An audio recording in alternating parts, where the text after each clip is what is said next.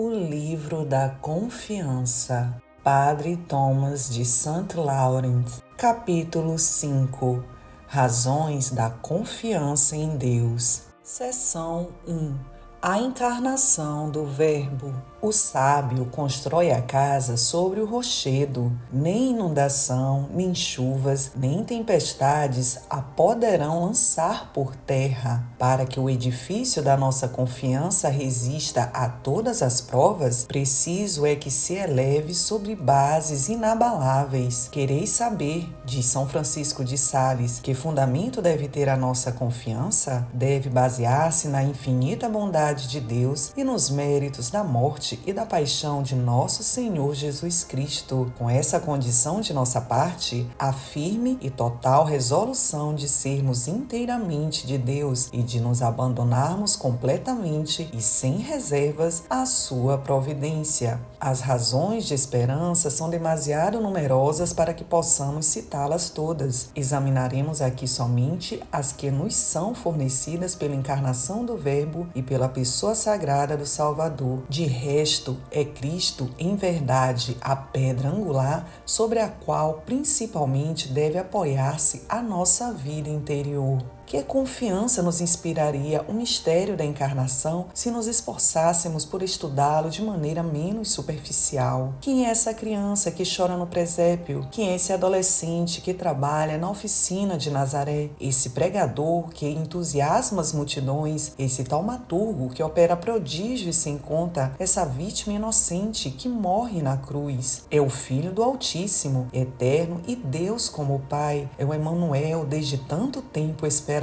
É aquele que o profeta chama o admirável, o Deus forte, o príncipe da paz. Mas Jesus, disto nos esquecemos frequentemente, é nossa propriedade. Em todo o rigor do termo, ele nos pertence, é nosso. Temos sobre ele direitos imprescritíveis, pois o Pai Celeste nolo deu. A Escritura assim o afirma: o Filho de Deus nos foi dado. E São João, em seu Evangelho, diz também: Deus amou tanto o mundo que ele deu seu Filho único. Ora, se Cristo nos pertence, os méritos infinitos de seus trabalhos, de seus sofrimentos e da sua morte nos pertencem também. Sendo assim, como poderíamos perder a coragem? Entregando-nos o Filho, o Pai do céu nos deu a plenitude de todos os bens. Saibamos explorar largamente esse precioso tesouro. Dirijamo-nos, pois, aos céus com santa audácia e, em nome desse Redentor, que é nosso, imploremos sem hesitar as graças que desejamos. Peçamos as bênçãos temporais e, sobretudo, o socorro da graça para a nossa pátria. Solicitemos paz e prosperidade.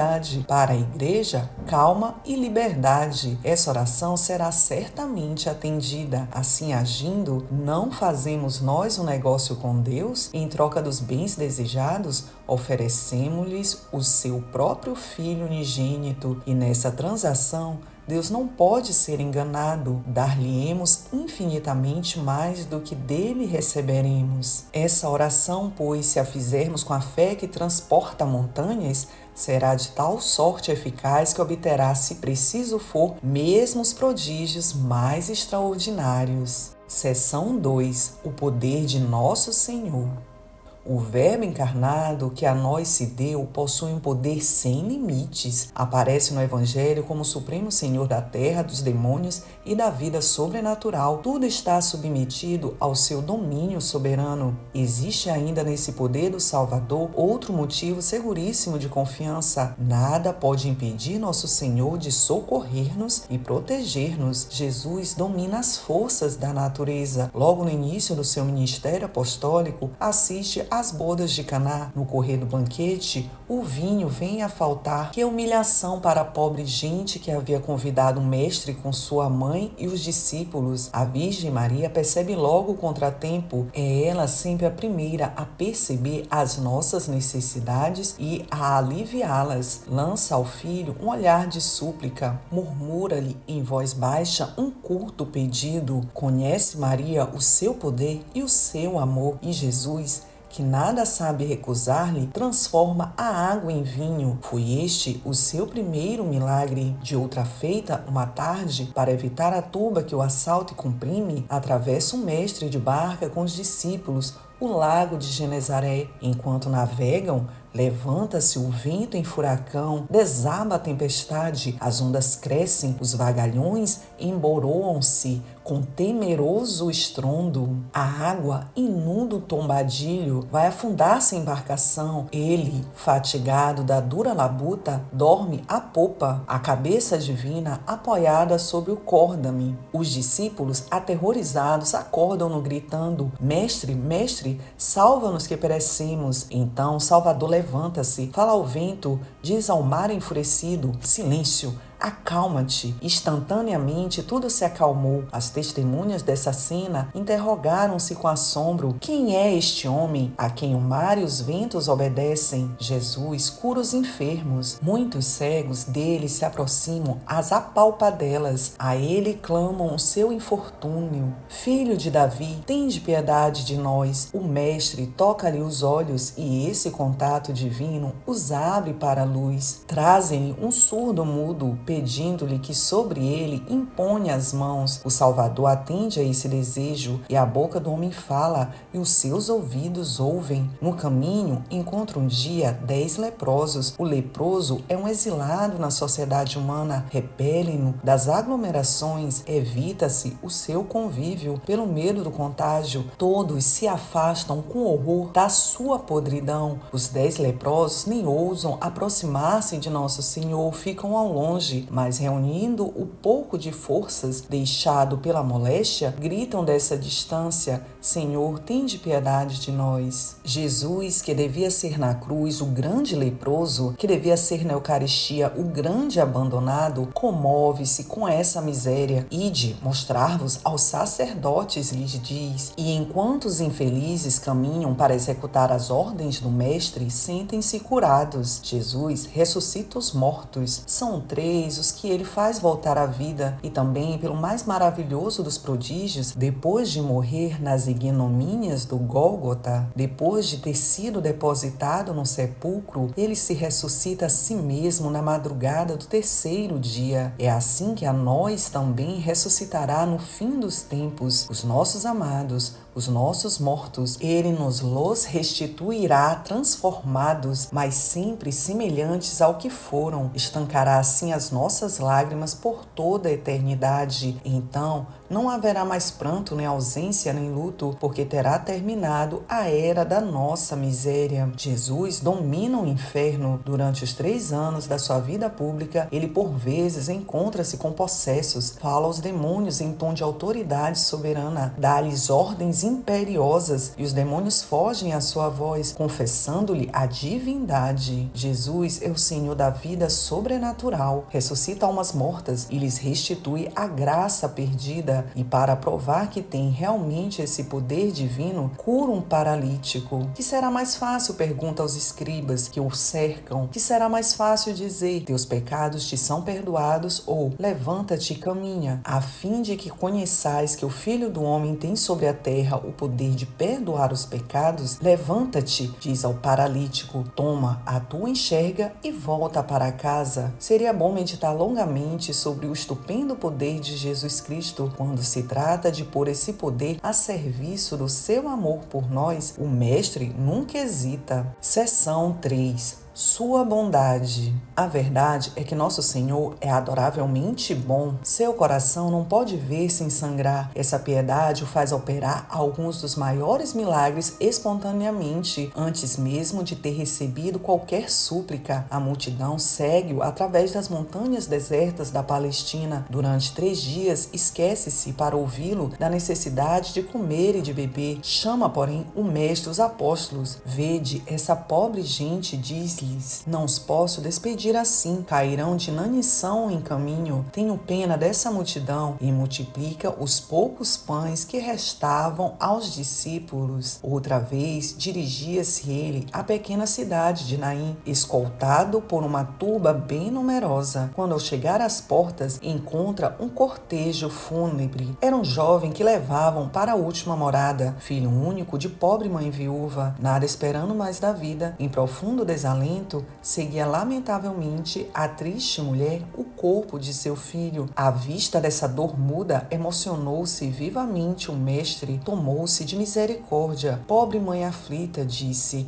não chores mais. E aproximando-se da padiola onde jazia o cadáver, restituiu vivo o mancebo à sua mãe. Almas feridas pela provação, consciências perturbadas pela dúvida talvez, ou pelo remorso, corações torturados pela traição ou pela morte. Vós que sofreis, acreditais por acaso que Jesus não tenha piedade das vossas dores? Isso seria não compreender o seu imenso amor. Ele conhece as vossas misérias, ele as vê e seu coração se compadece delas. É por vós hoje que ele lança o seu grito de compaixão. É a voz que ele repete como a viúva de Naim: não chores mais, eu sou a resignação, eu sou a paz, eu sou a ressurreição e a vida. Essa confiança que naturalmente nos deveria inspirar a divina bondade, nosso Senhor não reclama explicitamente, faz dela a condição especial de seus benefícios. Vemo-lo no Evangelho exigir as formais dessa confiança antes de operar certos milagres. Por que é que ele, sempre tão terno, se mostra assim duro na aparência para com a cananeia que ele pede a cura da filha? Repele-a por diversas vezes, mas nada faz desanimar. Multiplica a ela as suas súplicas tocantes. Nada lhe diminui a confiança inabalável. Era isso justamente o que pretendia Jesus. Ó mulher, exclama com alegre admiração, como é grande a tua confiança, e acrescenta: que a tua vontade seja feita.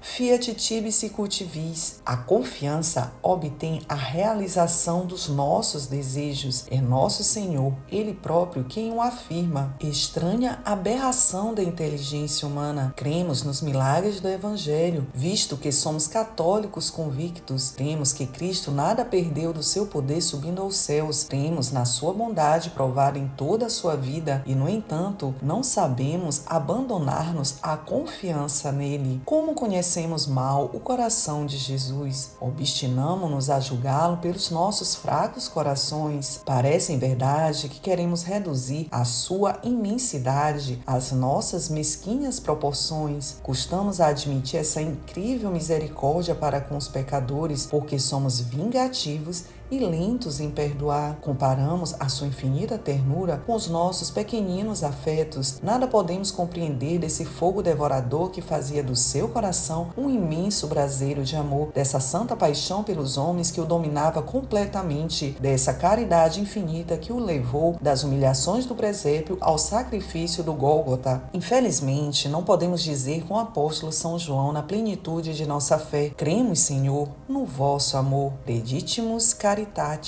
Mestre divino, queremos, doravante, abandonar-nos inteiramente à vossa direção amorosa. Confiamo-vos o cuidado do nosso futuro material. Ignoramos o que nos reserva esse futuro sombrio de ameaças, mas abandonamo-nos às mãos da vossa providência. Confiamos ao vosso coração os nossos pesares. São por vezes bem cruéis, mas vós estáis conosco para suavizá-los. Confiamos à vossa misericórdia as nossas misérias morais. A fraqueza humana faz-nos temer todos os desfalecimentos, mas vós, Senhor, nos haveis de amparar e preservar das grandes quedas. Como o apóstolo preferido que repousou a cabeça sobre vosso peito, assim pousaremos nós sobre o vosso divino coração, e segundo a palavra do salmista, aí dormiremos em deliciosa paz, porque estaremos, ó Jesus, radicados por vós numa confiança inalterável.